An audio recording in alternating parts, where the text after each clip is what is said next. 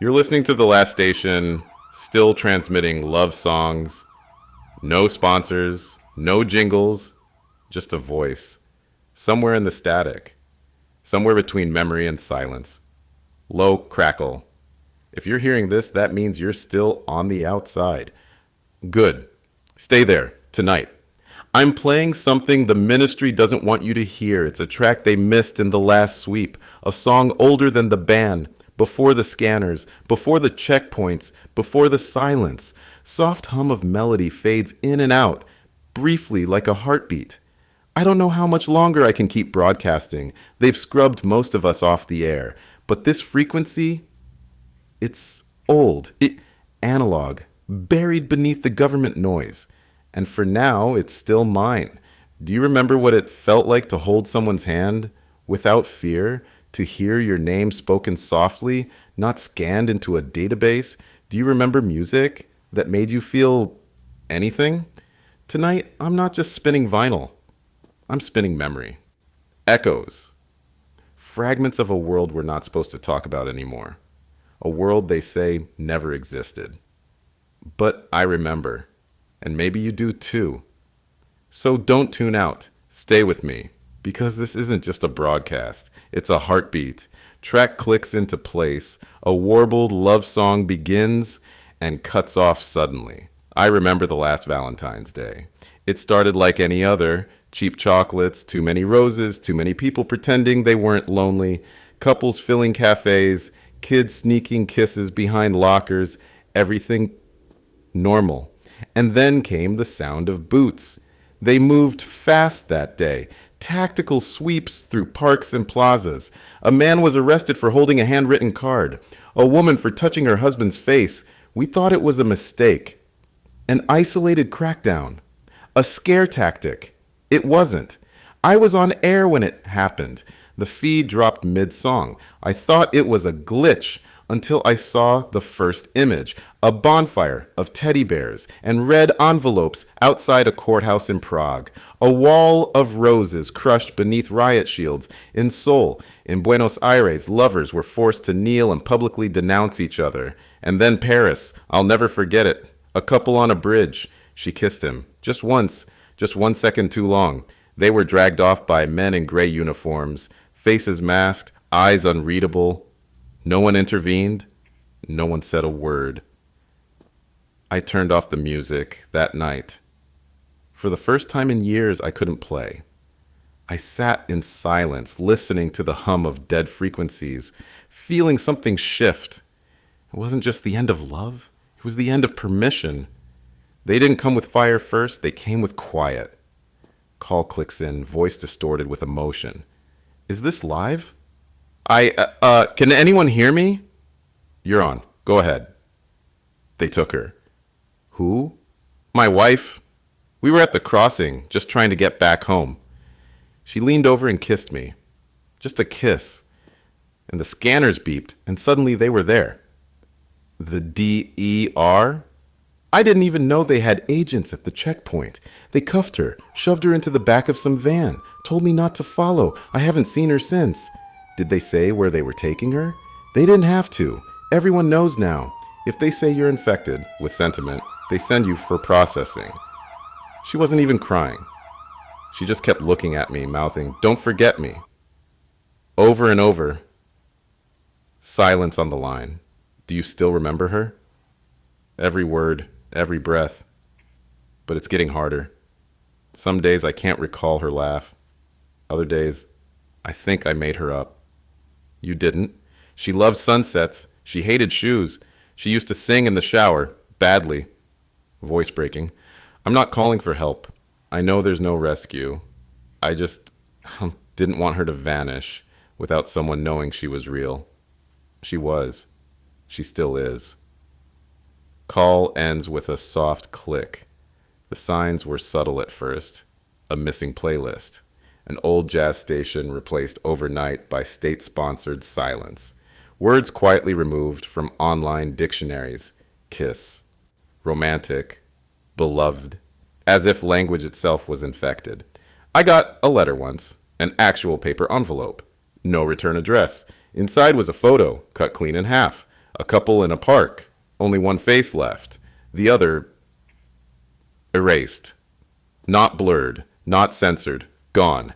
And then the music vanished. One by one, classic love songs disappeared from libraries, then movies, then poetry, anything that hinted at longing, at connection, at the ache of the human heart. It all went dark. I tried playing Unchained Melody once. The feed was cut into under 4 seconds. And weddings? Vanished from the record. All digital marriage licenses wiped. Photos flagged and blackbarred. They started calling it emotion regulation. Said it was necessary. Said we were too fragile for feelings. But it wasn't about safety. It was about obedience. I remember the moment it became official.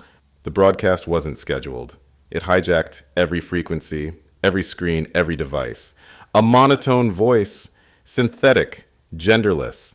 This is Global Directive 01. Effective immediately, the emotion of love is to be considered an unauthorized biological anomaly. Expression, reproduction, or encouragement of said anomaly will result in detainment and corrective reconditioning. And then, silence. No explanation, no debate, just the sound of a million hearts breaking in unison. I stared at the console. The board lit up, calls pouring in, screams, pleas, silence. I couldn't answer them all. I just kept the mic on. Because someone had to. Someone had to say it out loud. They banned love. They called it a solution. The Department of Emotional Regulation, DER, was announced in a statement so sterile, so clean, it felt like a software update to promote psychological equilibrium and ensure national unity through sentiment alignment. That was their phrase. Sentiment alignment. The ban had only just begun to settle into the bones of the world when DER rose up. Fully formed, uniforms already pressed, logos etched into steel. It was clear this hadn't been a reaction. It had been waiting. Their job? Simple. Monitor, detect, and neutralize emotional instability, starting with love. They used clinical words. Instability, hyperaffection syndrome, cognitive entanglement. But what they meant was, if you loved, you were dangerous. And if you were dangerous, they had a place for you. Suddenly, people stopped smiling. Too long. Couples walked 6 feet apart. Eye contact turned into a liability. The fear wasn't of being seen. It was of being felt. DER didn't need to chase you. They just needed to know what made your heart beat, and then they'd make it stop. You know, there used to be a hotline for domestic violence, then one for mental health. Now, there's one for neighbors to report emotional anomalies. The number is printed on cereal boxes. It's the most dialed number in the country. But this next part, this is where it got real. The Neural Compliance Act passed without debate. 1 minute, it was a proposal buried in the technical jargon. Next minute, it was law. You could feel it in the air. Every subway station, every bus terminal, every border crossing. You'd walk through what looked like metal detectors, except they weren't scanning for weapons. They were scanning your heart. A quick neural sweep, harmless, they claimed. Just a pulse of data to check for non-compliant sentiment levels. You'd hear a low buzz in your ears, like a memory dissolving. And then the green light, unless it was red. If it went red, you were pulled aside. Politely at first, then firmly, always silently. The emotion positive were escorted away. No one ever saw them come back. One of my listeners wrote in, said her scan flashed red at a grocery store because she saw a woman holding her baby and remembered her own child taken by DR last winter. She was flagged for residual attachment. Barely escaped. Now she won't leave her basement, won't feel anything. Lines grew longer. People learned to blank out. I mean literally, emotionally, flatline. They trained themselves to think of sand, static, dead air, because even a flicker of affection, even grief, could betray you. A man once failed a scan because he smiled too long at a dog. I used to say radio was the last free space. Just waves and words. But they even have neural scanners at broadcast towers now. You walk through one of those things with a love song in your head, and you might not walk back out. I still remember when scanners were for guns. Now they scan for dreams. It started with voice detection, AI systems designed to analyze tone, cadence, and micro-inflections. It could spot sarcasm, aggression, even deception. But now it listens for something else. Emotional intent. You can't lie to it. Not really. You might not even know what you're feeling, but it does. And once flagged, it builds a profile. Cross-references everything. Your calls, your old messages, even what songs made you linger too long. They say if you speak to someone for more than 23 seconds with elevated tone warmth, the system marks the interaction as potentially affectionate. If it happens twice with the same person, congrats! You're now a subject of interest. I once interviewed a linguist, off record, who said the AI even tracks word choice patterns. People in love use shorter sentences, repeat phrases, say each other's names more, laugh in shorter bursts. Imagine that. Falling in love through words and being caught for it. It's not just the scanners anymore. They're inside the wires, inside the language, watching not just what you say, but how you say it. A listener texted me, I changed my vocabulary to survive. I only speak in data, numbers, coordinates, commands. I haven't said a real sentence in weeks. That's what it's doing to us. The AI doesn't need to see your face. It doesn't need to hear you say, I love you. It just needs a whisper, just a tremor in your voice. And suddenly, you're no longer alone. You're compromised. Click, line connects, a breath shaky and shallow. Hello? Is this the station that still plays love songs? Yes. You're live. Go ahead. I wasn't sure this frequency was real. I thought it might be a trick, a trap. But I had to try. You're safe here. Say what you need to say. My daughter, they took her. She's only 16. What happened? She wrote a poem in her journal. A simple thing.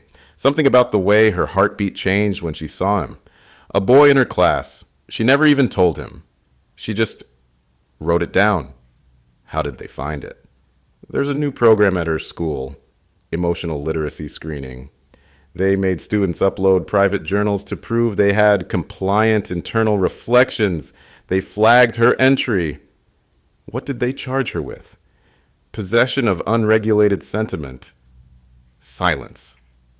She screamed when they took her, not because she was afraid, because they ripped the pages from her hands. I tried to follow. I begged. They wouldn't even tell me where. They just said she would be retrained. Have you heard from her since? Number. But I remember the poem. Every line. Every syllable. Would you read it? I can't. I'm afraid it'll flag your station. Maybe that's exactly why you should. Static. Line cuts. After the DER crackdown, there was one truth you couldn't ignore. Love became contraband. Not in metaphor, literally. Entire categories of media were erased overnight. First, the obvious ones. Romantic comedies, heartfelt novels, every edition of Shakespeare with a love plot. Vanished. Then came the deeper sweep. Love letters were reclassified as emotive propaganda. Wedding videos flagged as sentiment laundering. Even handwritten notes between family members were scrutinized. If they included words like longing, forever, or miss you, flagged, erased, prosecuted. You could be fined for a mixtape, jailed for a movie quote. And then there were the songs. They hit the stations first. Any melody with a sentimental chord progression, banned. Lyrics expressing attachment, removed. Even instrumentals were scrubbed because the AI could detect emotional influence through tone alone. I remember someone sent me a thumb drive, smuggled through a decommissioned relay point. On it were 300 old love songs. Some were scratchy recordings from vinyl. Others were covers whispered into phones. Raw, risky, sacred. I couldn't air them. But I listened. Late at night, off the main board, I'd sit with headphones in the dark, just remembering. And then I got the note, slid under my studio door. We know what you're keeping. They didn't need proof. They just needed suspicion. But here's the truth. They can criminalize the symbols, ban the sounds, burn the books, but they'll never find every copy. They'll never silence every melody, because love, once heard, doesn't unhear itself. It just goes underground. It was anonymous, delivered through an encrypted relay, one of the old ones, from before the purge. No sender, no trace, just a subject line. For broadcast, if you still have the courage. I hesitated. The file was government encrypted, marked ultra internal clearance, but something told me this wasn't a trap. I opened it. It was a memo from the DER, an internal communication dated just days before the first love arrests. The language was cold, surgical. The presence of romantic attachment creates instability in thought hierarchy. Emotional dependence erodes systemic obedience. And then the line that hit like a brick to the chest. Love is the root of chaos. Its removal is not suppression, it is optimization. So that was it. Not about public safety, not about unity, about control. Sterilize the heart and you sterilize rebellion. Make people incapable of attachment and they'll never resist the system. They won't love anything more than their fear. The memo went on listing pilot programs, successful emotional redirection experiments, the long-term vision for a society built on affectionless compliance. But it ended with a warning. Love cannot be permanently deleted. It must be drowned beneath noise. They knew. They knew it wouldn't die, so they buried it under policy, under silence, under algorithms that watch your pulse and scan your tone and turn your whispers into threats. I read that memo into the mic, word for word. And then I asked, if love is chaos, maybe chaos is exactly what we need. You won't find them in directories. Their licenses were revoked. Their clinics shut down. They operate from abandoned tunnels, signal dead zones, pirate frequencies. They call themselves the healers, outlawed therapists who refuse to stop treating what the government now calls emotive contamination. They keep broadcasting, not advice, not therapy in the traditional sense, but quiet voices in the dark reminding people, what you're feeling isn't wrong. It's human. I spoke with one of them. She wouldn't give her name, just a code name, Echo. She used to specialize in trauma recovery, post-loss, post-divorce, post-abuse. But now, her clients are people who haven't even lost anything tangible. They've lost the capacity to feel. She said the most common symptom isn't crying. It's numbness. People walking through life like ghosts. They don't remember birthdays. They forget the faces of their children, their partners, their friends. The mind deletes what the state can't quite reach. Echo told me about a man who came in and asked why he hadn't dreamed in months. She checked his neural scans. They were blank. Flatline in every region tied to memory and attachment. When she tried to show him a picture of his wife, his real, living wife, he didn't flinch. He said, I know I should care, but I don't remember what caring feels like. Echo told me something that stayed with me ever since. They didn't just ban love. They lobotomized longing. And now those who still remember are the unstable ones, the dangerous ones. But the ones who have gone cold, they're considered safe. Click. Line opens. A soft voice, brittle at the edges. Oh, hello? Is someone there? Yes, you're live. I wasn't sure you'd answer. I've tried 3 nights in a row. I don't even know what I want to say anymore. Start with how you feel. Nothing. I feel nothing. Pause. I used to be the kind of person who cried at movies, who hugged strangers at weddings, who wrote little notes and left them in coat pockets just to make someone smile. What changed? I don't know. Or maybe I do. It's just little things, you know? First, I stopped singing. Then I stopped noticing sunsets. Then I stopped laughing when my niece made that face she always makes. Now, she breathes. Now, I don't even miss it.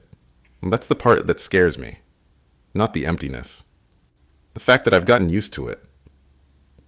Do you remember who you used to love? I remember the name, but the feeling? It's like it happened to someone else. You haven't forgotten. You're just frozen. Remember, I think I've been erased, not all at once, piece by piece, word by word, until I woke up this morning and realized there's no more music in my head. You're still here. You're still speaking. That means something. Does it? It does. Because the ones who go silent don't call anymore. It wasn't listed in any medical database. Not at first. No name. No protocol. No cure. Just symptoms whispered across late night networks. Anonymous notes passed beneath clinic doors.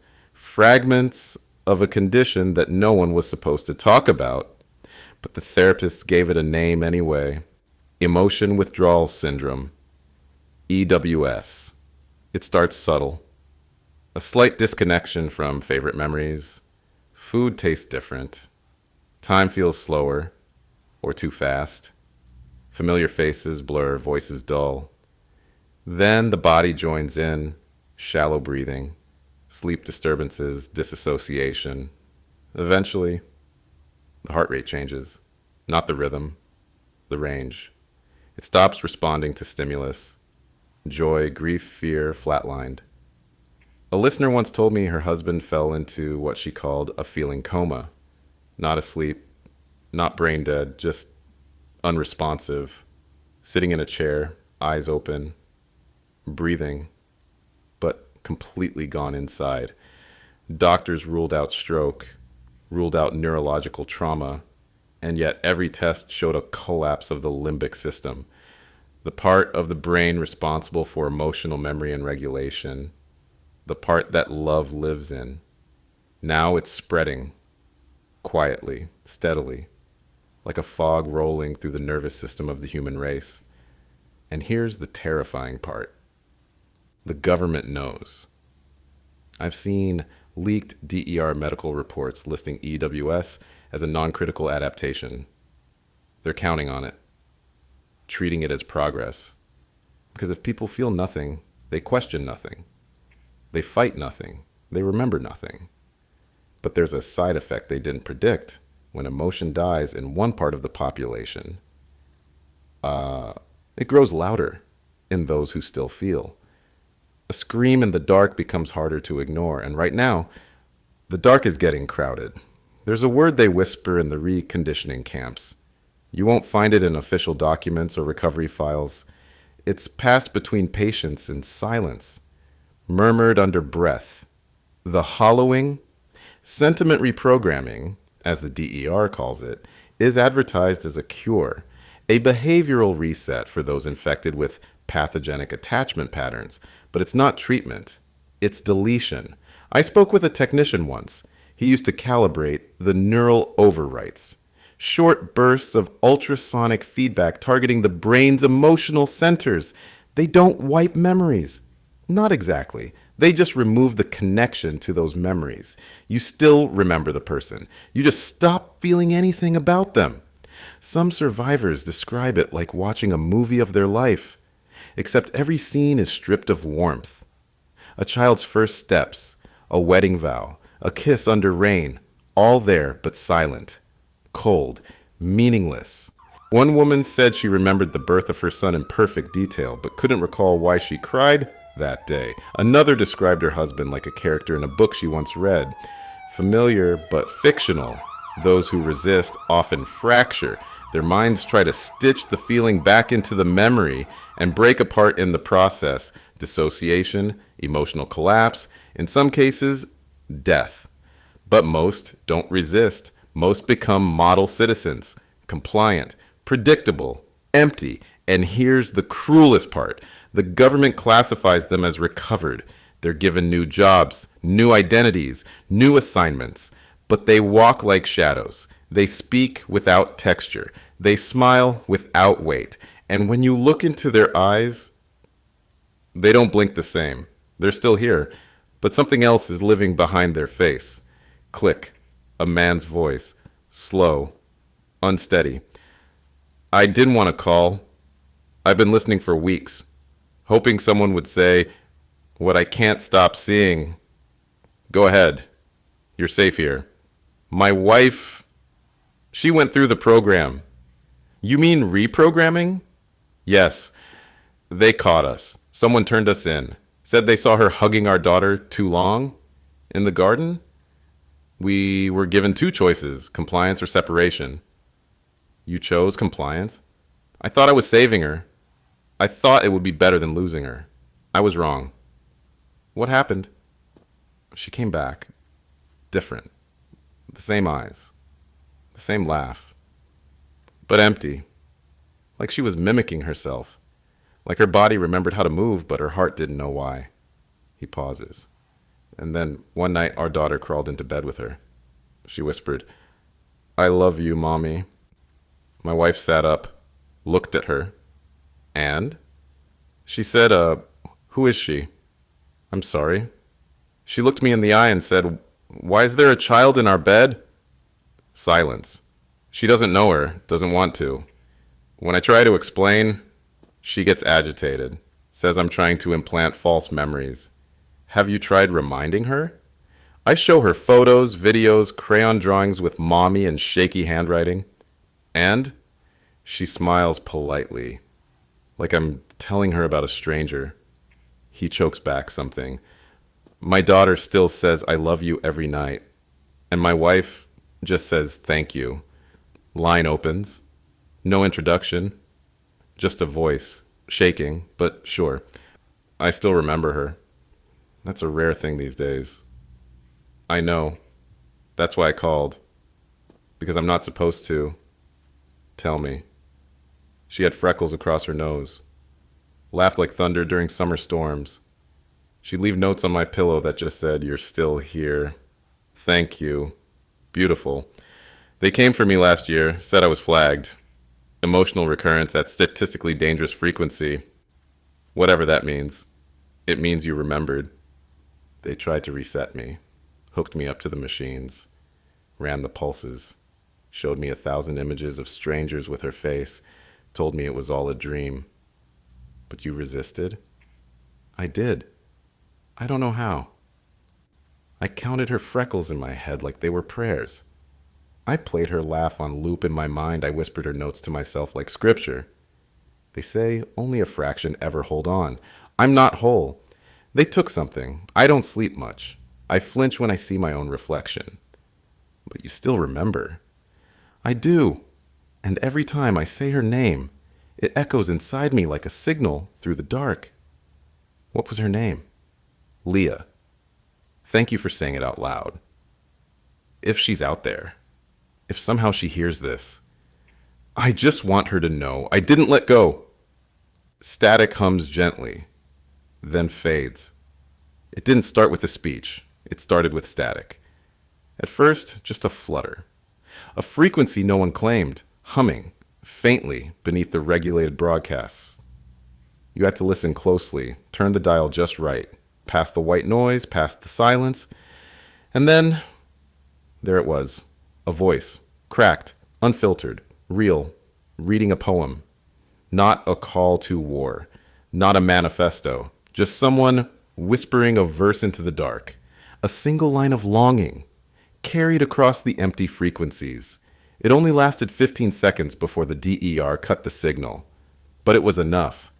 The next night it came again, a different voice, this time layered beneath a melody that had been outlawed 3 years prior, the lyrics distorted, bent by static, but unmistakable in meaning. You are still the place my soul returns to. The authorities called it a data breach, a technical error. But we knew better, those of us who still remembered what love sounded like. We felt it.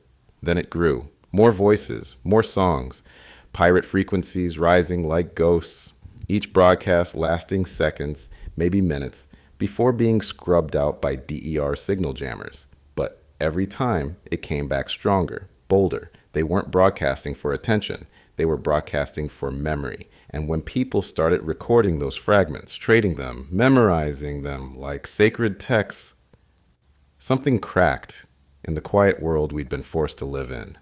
Someone had breached the silence. And silence, once broken, doesn't heal. It echoes. You'd think rebellion would come with gunshots, but it came with sonnets.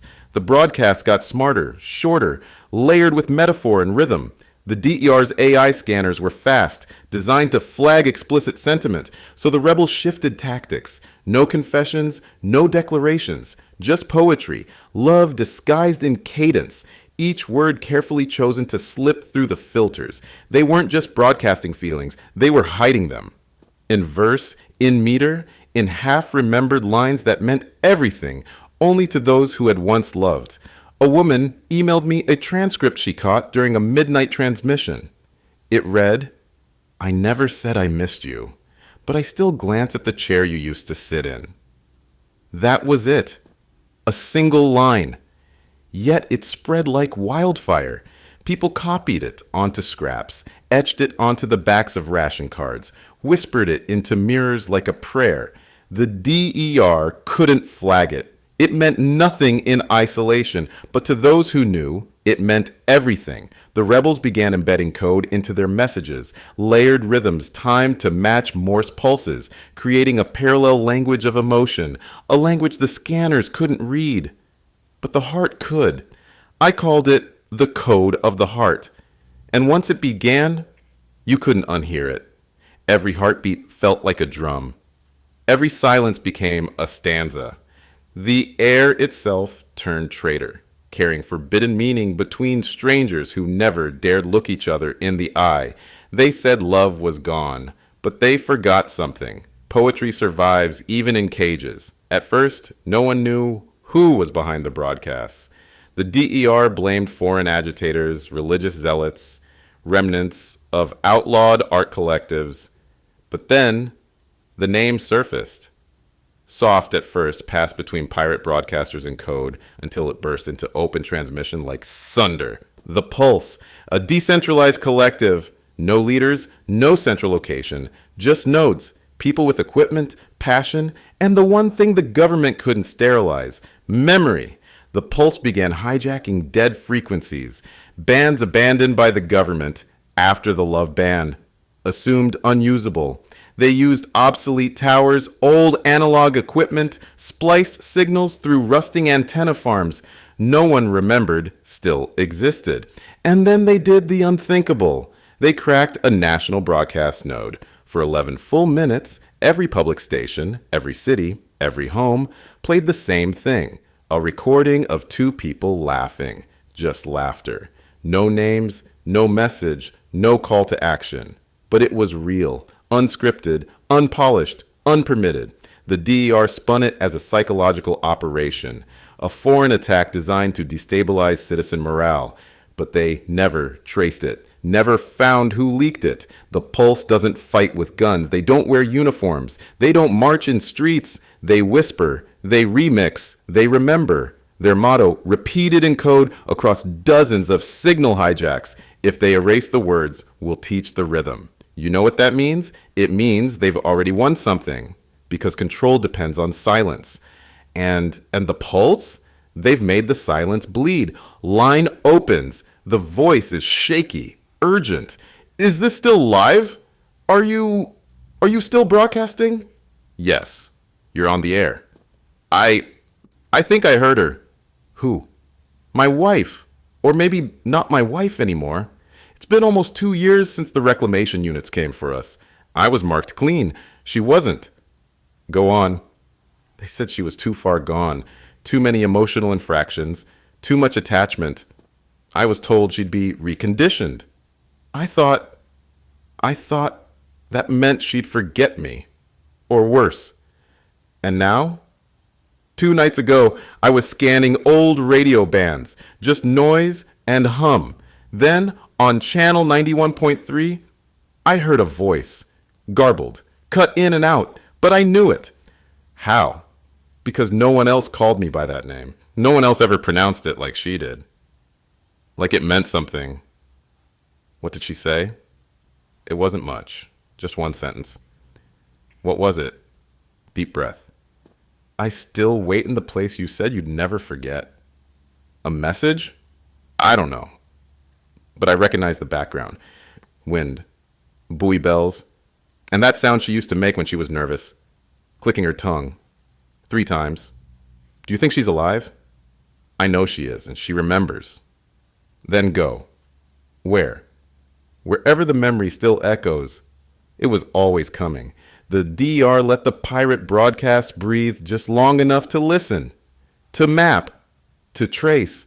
While the rest of us held on to static like it was sacred, they were listening for pattern breaks, anomalies in the air.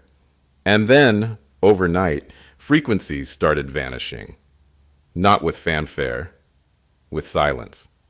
Narrowband signals, gone. Underground stations that had played coded poetry for months, flatlined. Known pulse rebroadcasters stopped answering encrypted pings. No wreckage, no bodies, just absence. Some say the DER is using new tech, something that doesn't just jam the signal but absorbs it, filters emotion in real time, locks onto voice prints and sentiment signatures like heat. The pulse hasn't responded, not directly, but their transmissions have gone quieter, tighter, shorter, like they're holding their breath. And we are too, because when silence becomes a weapon, sound becomes sacred. It happened just before midnight. I was prepping the next track, another fragment of a love song that hadn't yet been banned. And then, without warning, every light on the board flickered. Every band spiked red. A voice broke through. Not mine, not familiar, but sure, cracked, barely audible, drenched in distortion and grit, but clear enough to say, love still lives at 108.9. Then static, then nothing, no signature, no follow-up. Just that one message. Some say it's a trap, others say it's a relay point, a signal tower that still runs clean, untouched, buried, waiting for someone to answer. I don't know, but tonight I'll tune in. Because if there's even the faintest chance love still lives, I want to be the one who hears it first. The silence wasn't global. Not at first. Some nations fell in line immediately. Compliance framed as order, stability, progress. Their broadcast shifted overnight. Sentiment was stripped from language. News anchors greeted their audiences with terms like calm neutrality instead of warmth. Even greetings became procedural. Other countries resisted, quietly, subtly, refusing to enforce DER scanners, declining to digitize emotional profiles, not because they embraced rebellion, but because they feared what came next. Most didn't say a word publicly, but resistance in some places was silence of a different kind. In some nations, relationships were quietly redefined under policy-neutral terms, partnership units, long-term social contracts. In others, emotions were rebranded as cognitive traits, affectional familiarity, bonded prioritization. Some leaders, quiet heroes in dark suits, refused to deploy the Emotional Compliance Act at all. They didn't announce it. They simply didn't upload the enforcement protocols, but they couldn't speak about it, couldn't risk becoming the next country to be recalibrated via trade embargo, media blackout, or internal destabilization. That's how they control it. Not with tanks, but with algorithms, silence, isolation. I spoke with a diplomat once, off record. He told me, it's not about banning love. It's about making sure no one wants to talk about it anymore. And across the world, most stopped talking. But not everyone stopped listening. Paris fell hard. The city that once wrote love into its cobblestones was scrubbed clean. Street musicians were arrested for playing anything with a sentimentally suggestive chord progression. Accordion cases lay open and empty, strings cut, bodies bruised. Affection in public was criminalized. Lovers wore gloves to hide the warmth of their fingers. In Tokyo, it wasn't violence. It was erasure. Schools banned handwritten notes, prone to unregulated intimacy, they said. Journals became contraband. Emotional expression was redirected through state-monitored digital logs, each thought time-stamped, emotion indexed, and flagged if it deviated too far from the norm. A listener from Tokyo told me, "I still write her poems, but only in my head, and only in numbers. I've learned how to code longing into prime sequences." Buenos Aires, once known for weddings that lasted all night, now hosts only civil pairing ceremonies. Marriage records were deleted, photographs dissolved from cloud servers without explanation. A friend from there sent me a single-word message. Ghosted. That's what they've done. Made love a ghost. Not killed it, but made it so unrecognizable, so politically radioactive that even mentioning it is dangerous. In New Delhi, couples gather in underground trains to sit silently, shoulder to shoulder, without words. In Sao Paulo, resistance DJs layer forbidden love songs beneath innocuous shopping mall jingles. The world didn't stop loving. It just learned how to love without getting caught. The press conference was short, a single podium, a single representative. The United Nations does not intervene in matters of internal emotional policy. We remain committed to neutrality in all matters of effective regulation. No questions were taken, no follow-up offered, just that one statement, sterile, tight, and terrifying. The implication was clear. This wasn't just accepted, it was coordinated. Leaked documents began to surface weeks later. Digital footprints of back-channel meetings between major nations. Proposals for synchronized legislation, emotional compliance metrics, shared databases of flagged phrases, neural scan thresholds, and terms to be blacklisted from global education systems. One file, codenamed Project Stillness, suggested joint development of a universal emotional filter to cleanse international media feeds. Another referenced something called the Heartline Protocol, suspected to be a sentiment-dampening algorithm embedded in translation software. A whistleblower sent me audio once, a recording from inside a UN chamber. You can hear the words, "Attachment is incompatible with governance. Sentiment breeds instability." And finally, we must move toward a world where connection is moderated, not celebrated. It's not that the world fell apart. It's that it fell in sync. I remember when the UN stood for peace. Now it stands for silence. But someone leaked that audio. Someone inside remembered. And that means someone still feels. You don't expect the truth to arrive in cursive, but that's how it came. Scanned pages of a handwritten journal sent to me through 6 proxies, encrypted and fragmented. The author, a former senior diplomat with clearance so deep they didn't need a badge, just a nod. The entries started formal, observations on policy, meeting notes, logistical briefings, but halfway through, the tone shifted. You could feel the cracks forming. One entry reads, "I was told this was about peace, preventing conflict through emotional regulation, but it's not. It's about eliminating loyalty to anything other than the state."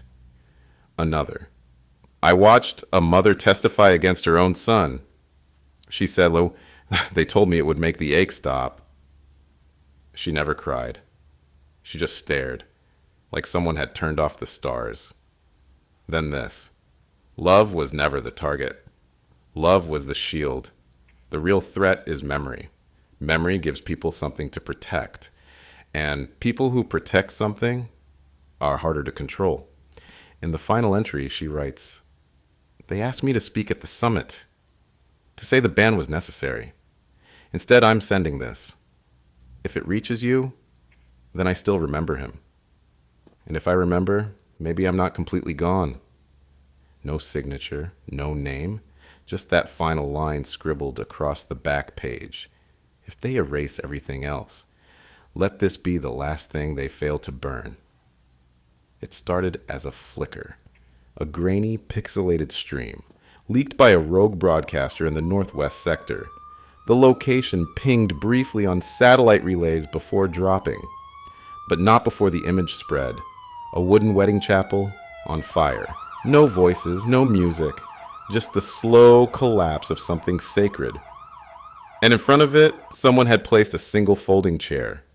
Facing the flames, someone had lit the match and chosen to watch. No one knows who sent the stream. It wasn't tagged by The Pulse. It wasn't claimed by any known underground network. It wasn't a message. It was a eulogy. Across the globe, the stream was mirrored, downloaded, shared, re-uploaded, until the DER couldn't scrub fast enough.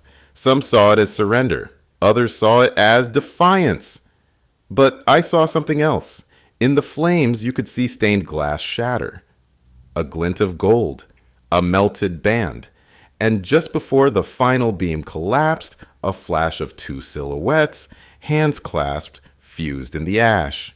And that's when I knew they haven't won, because something still burns, and it isn't gone. It's just waiting to be reignited. They didn't all disappear at once. It started quietly. An absent professor, a shuttered lab, an online bio that suddenly redirected to an error page. At first, it looked like academic burnout, budget cuts, retirements. But the pattern grew too obvious to ignore. Neuroscientists, behavioral researchers, geneticists, anyone studying the biochemical foundations of human attachment, oxytocin, dopamine bonding, limbic pattern encoding, gone. Some were officially labeled non-compliant. Others were accused of spreading emotive misinformation. A new classification of intellectual offense introduced under the revised Truth Stability Act. The phrase means nothing on paper, but in practice, it means exile. I tried reaching one of them, a woman named Dr. Madeline Carson. She'd published extensively on maternal bonding and its role in post-trauma resilience.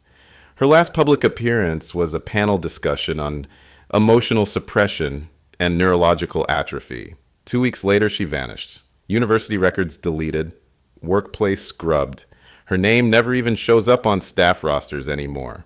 But I found an old clip before the ban. She said, Louis taught to remove love is to remove the scaffolding that holds the mind together. You can still build, but nothing holds. They called her dangerous. A few tried to keep publishing anonymously, using encrypted forums, black site journals, but even those began to fall. Servers fried, editors interrogated. One researcher was arrested for genetic emotional advocacy. I asked someone inside why the crackdown was so severe. He said, because if science proves love is real, then everything they've done becomes a crime against biology. So now the data is gone. Or buried. But sometimes I still get a file. A sliver of research. A corrupted drive left in a Dropbox, and it always starts with the same sentence. They told us love was irrational, and every time, it ends the same way. They were wrong.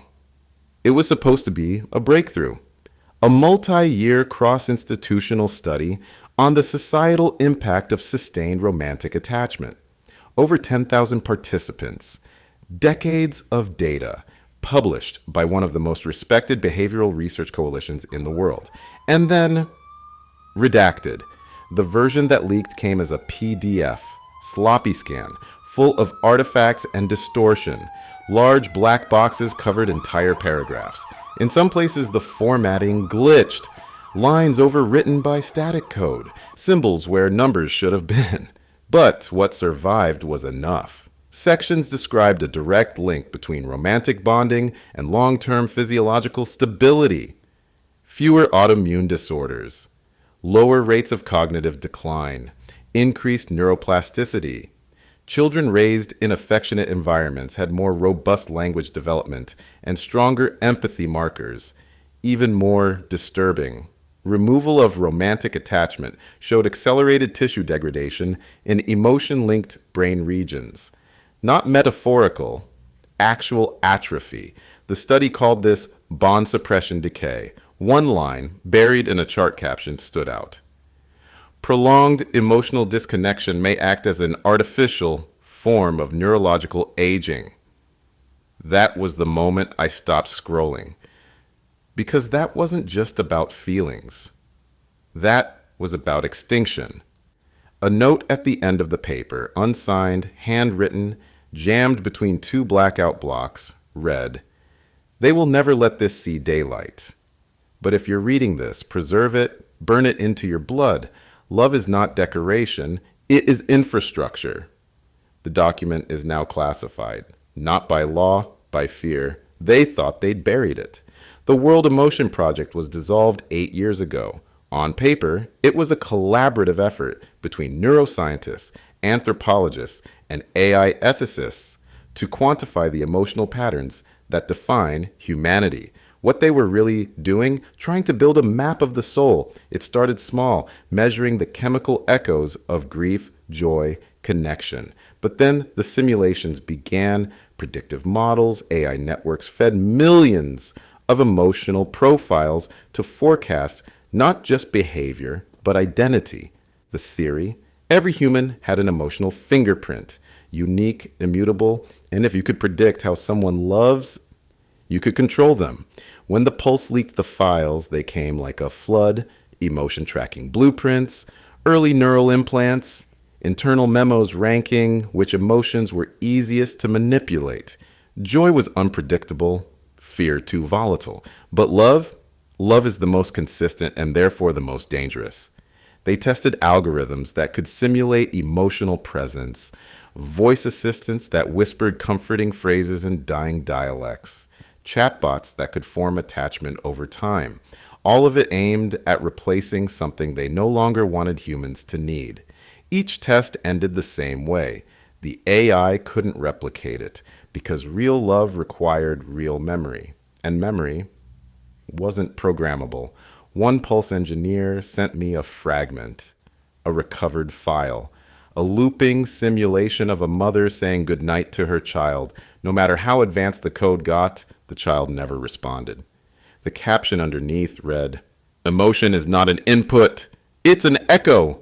And echoes don't forget where they started." Click. The voice is low, measured, almost afraid to exist. "I worked in the lab, one of the ones that doesn't exist anymore." "You're safe. Go on." I was part of a team studying emotional resilience, how love impacted long-term neural retention. It was funded quietly, through back channels. They didn't want attention. What did you find? We discovered something they hadn't planned for. Love wasn't just emotional. It was functional. It strengthened long-term memory formation, boosted immunity, stabilized hormones, slowed cellular degradation. And then, we published a draft internally, not even for distribution, just for peer review. Within 72 hours, our lab was shut down. They seized the data, stripped our credentials. 2 of my colleagues were detained. 1 vanished. I wasn't a lead, so they let me walk. But only after a warning. What kind of warning? To forget? Can you? Number I can't forget her. Who? My research partner. We were close. Not officially. Not on record. But she used to touch her pen to her lip when she was thinking. Every time. It's burned into me. Why are you calling now? Because they said love had no place in evolution. But they were wrong. Pause. It was evolution's engine. It aired only once. A recovered recording. Short, distorted, scrubbed from every public archive within minutes. But I saved a copy. A voice. Tired but steady. My name is Dr. Lenora Maves. I was the lead on Genomic Pathway 42B. I know what they're doing. I helped them start it. She breathes. They think they can erase connection from our biology, reroute instincts, break the parts of the genome that crave touch, memory, bonding, but it's not deletion. It's collapse. A static spike. Then one last line. Without love, we stop evolving. We start erasing. That was all. But the implications were enough to make the DER flag it as existential level disinformation. Funny thing is, the more they try to bury it, the louder it echoes. It came through the secure channel. One I haven't used in over a year. No sender, just a file. Title, Patient 0. The woman who refused to forget. No metadata, no headers, just a video feed. I haven't opened it yet. I don't know what's inside. But if the whispers are true, she was the first to resist reprogramming, the first to remember every name, every scent, every word whispered in the dark, even after the purge. And if her mind held, then maybe the cure isn't science. Maybe it's something else. Maybe it's memory. And maybe it's about to speak. Line opens. Signal weak. Words flicker like Morse code. You don't know me. And if this trace hits, you never will. We won't trace you. Speak freely. We built a camp right on the edge between the scanned zones and the static fields. They call it Deadland, but we call it the border of memory. Why? Because here people remember. Not everything, not clearly, but enough. Who's there? People like me, people flagged for attachment, expelled from compliance sectors, teachers, musicians, a midwife, a former DER officer who couldn't take what she was doing. And how do you survive? We trade in old knowledge, manual farming, Morse code, analog signals, no tech more advanced than a toaster. They can't track what they can't see. What do you do out there? We talk, share memories, describe what love used to feel like before the words were taken. One guy recites his wife's favorite bedtime story from memory, every night like she's still listening. What keeps you going? Hope and music. A pirate station 2 hills over plays forbidden songs in code. You can't hear them unless you know what to listen for. 1 note per minute. But if you sit still long enough, the song comes through. How long can it last? That's why I called. Last week, DR scout drones swept the perimeter. Someone's leaking coordinates. If this gets out, they'll come for us. Do you want us to warn others? Number don't send anyone. Then why call? To say it exists. To say there's a place where people still remember love. And choose it. And the name? Sanctum. Static. He didn't give a name. Just called himself Father. He said he used to preside over grand ceremonies. Candlelight, choirs, long aisles, and longer promises. Now? Now he stands under trees, on abandoned rooftops, in basements flooded with dust. I still perform weddings, he whispered. Not legally, not on paper, but in the presence of something higher. Why risk it? Because when people look into each other's eyes and say, I do, the system weakens. He described a ceremony from just last week. 2 women who met through coded broadcasts. They hiked 6 days to reach him, wore gray to blend in, carried nothing but a single ribbon between them, tied at both ends, worn under their sleeves. He asked no questions, just spoke the words.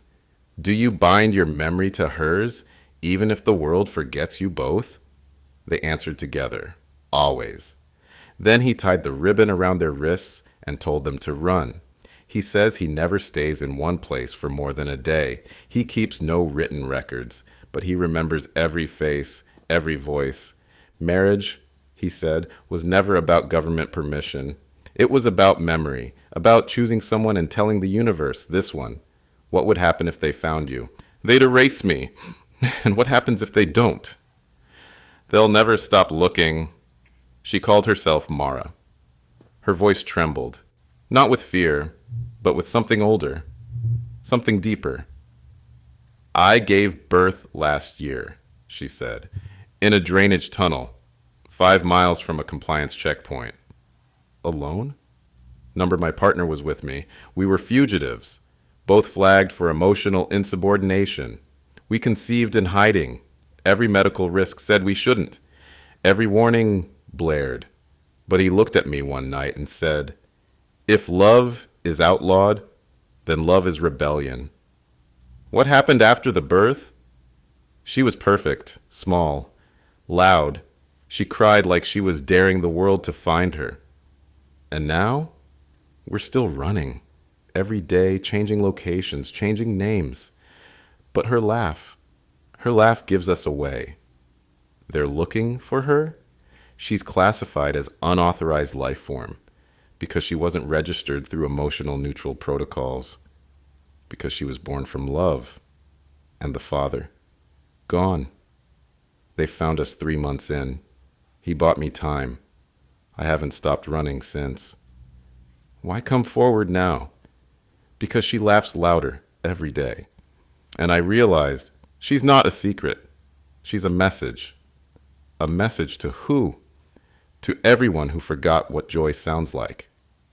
She paused, then added, "They said we were reckless, but they were wrong."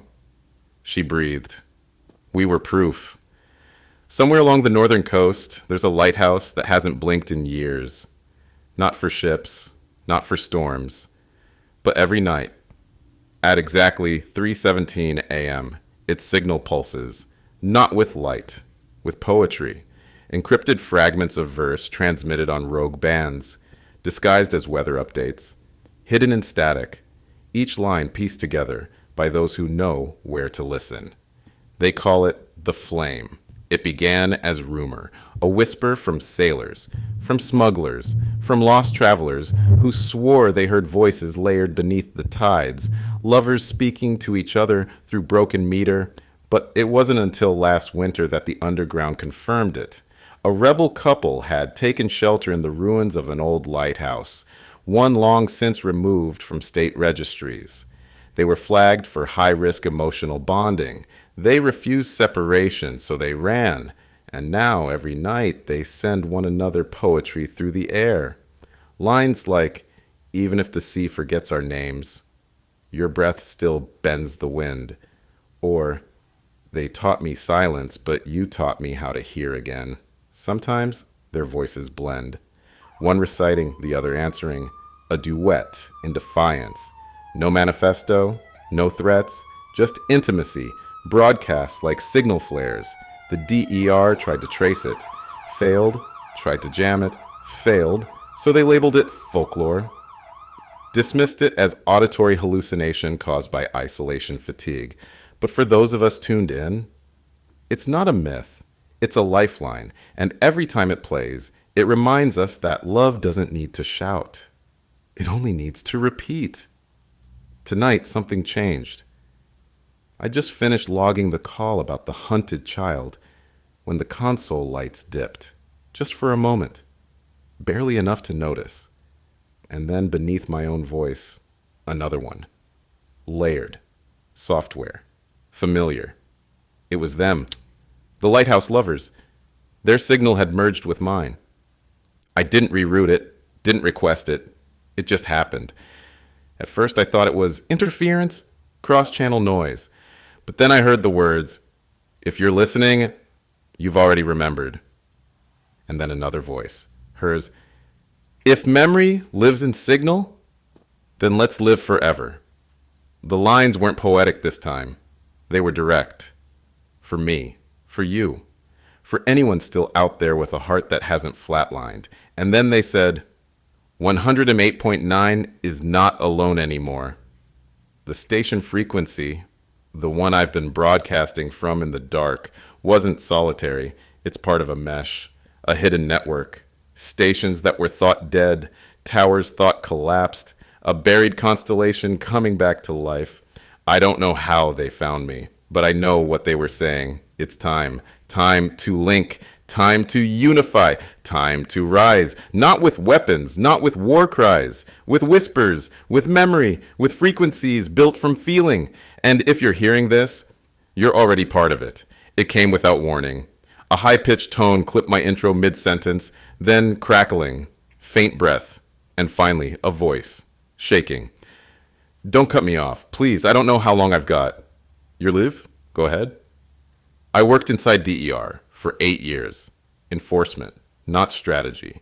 But I saw enough. Why are you calling now? Because people still think this was about safety, about stabilizing society, but it wasn't. It was never about peace. Then what? Fear. Not ours, theirs. Fear of what love does. Explain. Love makes people unpredictable. It builds loyalty that doesn't serve the state. It creates memory paths that can't be rewritten.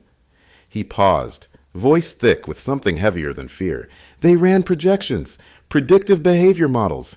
Anytime affection reached a certain emotional threshold, the odds of compliance dropped. People were more likely to hide fugitives, more likely to resist commands, more likely to disobey in defense of someone else.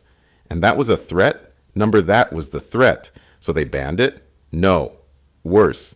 They redefined it, classified love as an anomaly, a virus. They renamed it unauthorized loyalty syndrome, ULS, and the public never knew? They didn't need to. All they had to do was erase the impulse, not with guns, with architecture, with algorithms, with silence. Why are you risking this now? Because they told me if I ever spoke, I'd forget her. And have you? I remember everything. The voice steadied. They called it the veil. What is it? The algorithm. DER's central node. It doesn't scan for crime. It scans for potential. Behavior patterns. Linguistic tone. Neural spikes. Even dream architecture when synced with the network. Dream architecture? Yes. They track REM flux via sleep assist pods. They know what your subconscious wants. That's how they saw it coming. What? The resurgence. Of what? Connection. Small at first. Repressed people gravitating toward meaning. Toward each other. It started showing up in pulse rhythms. Recurring names in private memory logs. Patterns that mirrored pre-ban bonding. And the response? They rewrote the software. Made it recursive, self-correcting. Anytime it detected predictive risk of attachment, it rerouted. Altered exposure, decreased emotional stimuli, redirected memory. But how? With targeted absences, no more nostalgic triggers, no shared stories, no public rituals. They even recalibrated urban audio landscapes. No bird songs, no laughter echoes, no shared frequencies in public noise. And love was the first anomaly flagged. Why? Because it's viral. It spreads without instruction. It teaches people to resist in quiet ways. Without protest signs, without weapons, it turns silence into solidarity. So what did they do? They sterilized the source code, called it emotional pruning. But what it really was preemptive grief. They killed the feeling before it had a name. And no one saw this? They saw. But the moment you speak it, you're flagged. That's why we whisper now. He didn't shout. He didn't rush. He just kept going. Most people think obedience is about fear, punishment, but the most effective method is absence. What do you mean? If you take away a person's fear, they'll rebel. But if you take away their feeling, if you dull their memory, erase their rituals, bleed out their sentiment, he paused, they don't rebel. They comply, not because they agree, but because they no longer care. So DER didn't outlaw emotion. Number. They amputated it. Strategically, love became noise, then clutter, then burden. How? With repetition, with edits. You repeat a word long enough without the feeling behind it, it collapses. Try saying I love you 10,000 times without meaning it. Eventually it becomes code. And once it's code, they can rewrite it. And that's what they did. Systematically, they scrubbed entire generations of wedding footage. They replaced lullabies with compliance tones. They outlawed long-form fiction, all because narrative was dangerous. Narrative implied continuity. Continuity meant memory, and memory meant resistance.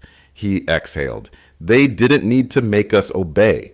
They just needed to make us empty. He started listing names. Not whispers anymore, full names. Department heads, regional analysts, the architects of the veil. I was scribbling them down when the pitch shifted. A hard spike, digital, sharp, then nothing, not static, not a dropped call, nothing. I called his name. Once, twice, no response. The line hadn't just gone silent. It had been cut, manually, with precision. The board still showed an open line, but there was no return channel, just a dead socket, and me alone with his last sentence half formed. He didn't get to finish, but maybe that's the point. The console flashed red. Trace detected. Coordinates locked. It didn't beep, didn't scream. It just appeared. The blinking was slow, deliberate. It had found me. My sanctuary, the place I thought I'd hidden so well, was no longer mine. The air shifted. I couldn't tell if it was the room or me. I reached for the kill switch, then hesitated, because maybe silence is exactly what they want. And maybe broadcasting is the last act of defiance. So if you're still listening, remember this. They found me, but they haven't found you. Not yet. They traced me. The lights went red. The grid went live. And every failsafe I'd built into this station collapsed like it was made of sand. But I'm still here. Not on the primary frequency, not through the relay towers, but through the ghost band, the space between the sanctioned waves. You'll have to lean in to hear me now. But if you're still listening, I need you to hear this. This isn't just about resistance anymore. It's about memory. It's about not letting them win the quiet war, because that's what this has always been, hasn't it? Not guns, not bombs, but silence. Structured, weaponized, state-sanctioned silence. The kind that doesn't kill you all at once, but steals you, piece by piece, until even your name forgets how to echo. They told me I had to forget. That if I ever wanted to stay off their radar, I had to wipe it clean. My past, my pulse, my love. But I failed, and I'm glad I did. Because if you forget what it meant to love, you forget what it meant to be human. So if this is the last time my voice hits the air, let it be honest, let it be flawed, let it be real. I've told your stories for months. Now it's time I told mine. Her name was Eli, short for Eliana. She had a way of speaking that made every syllable feel like a promise. Not loud, not lyrical, just honest. We met in a bookstore, the old kind. Dusty shelves, no scanners, just paper and breath. She slipped a note into one of the novels, on purpose. I found it 2 days later. Don't read this unless you believe in ghosts. It wasn't a dare. It was a test. I passed. We weren't fast. We were steady. The kind of love that doesn't flare up. It settles in, becomes foundation, breathes with you. Then came the crackdown. First the scanners, then the reassignments, then the neural restoration trials. Eli resisted. She wouldn't check in, wouldn't submit her memory for indexing. They flagged her, said she was emotionally non-compliant. One morning, I woke up to a silent apartment. Everything looked the same, but the hum was gone. The scent of her hair on the pillow, the coffee she never drank but always made, the humming she didn't know she did, gone. They didn't erase her body. They erased her presence. I tried to hold on. I tried to replay our conversations in my mind, but they blurred, melted, until I could only remember the feeling of her voice, not the words, but sometimes, in dreams. I hear her again, a note, a breath, a melody. They told me that was residue, noise, a symptom of unresolved sentiment. They called it a flaw, but to me, it's proof that something survived. And tonight, I'm going to let you hear it too. I shouldn't be playing this. Not because I'm afraid of what happens next, but because it was ours. It was a song we wrote together late one night, half awake, half broken, half laughing. I strummed chords on an old acoustic, and she scribbled lyrics on napkins and receipts. It was unfinished. It always was. But I kept it, hid it on analog tape, buried deep beneath layers of static, beneath pre-band white noise files. I told myself I'd never play it. Not unless the world was ending. And tonight feels close enough. So here it is. If you're listening on a clear band, you might hear nothing. But if you're listening with your heart, if something inside you still remembers, you'll hear her voice. The song starts slow. A single guitar, then a breath, then her. If they take the sky, we'll learn the stars by name. If they steal the light, I'll call you in the flame. The system's already pinging the board. Scan in progress, but I'm not stopping it because this isn't just music. It's memory, coded in melody, emotion, carved into sound waves. And if they jam it, if they cut me off, then at least they'll have to hear her first. And you? You'll know it was real. The moment the song faded, something happened. The switchboard, dead for weeks, came alive. No buzz, no system ping, just voices, one after another, from everywhere. No names, no IDs, just breath and memory pouring into the wire, like the world had been holding its breath and suddenly remembered how to exhale. The first was a child. Mom, if you hear this, I remember the way you held my hand when I was scared. I remember. Then a woman. He used to write me poems on napkins. Even when I didn't understand them, I kept them. I still do. Then a man, his voice raw. They took my wife in 2041. Said we were too close. But every night I close my eyes and dance with her anyway, even if it's just in my head. A burst of overlapping signals followed. Not noise, echoes, dozens, then hundreds. She smelled like honey and smoke. I forgave him, even when I wasn't supposed to. Still humming beneath the silence. Still pulsing under the noise. That means someone's listening. You, maybe? Or someone like you. So here it is. Don't forget what love felt like. Not just the good parts, not just the sunlight and the warmth and the laughter under bed sheets, but the ache, the weight, the pull, that strange gravity that tethered you to another soul and made you want to fight, not just for survival, but for memory. Don't forget what it felt like to wait for someone's voice. Don't forget how they made coffee, or how they cried at old songs, or how they forgot their keys 3 times in one day. Don't forget how you felt beside them, because if you do, then they've won. But if you don't, if you remember, even for a second, then somewhere in some fractured part of this shattered world, love still lives, even if it has no name, even if it's buried in static, even if all that's left is this one last signal, drifting, waiting, whispering. Don't forget, please, don't forget. Then silence, then static, then nothing.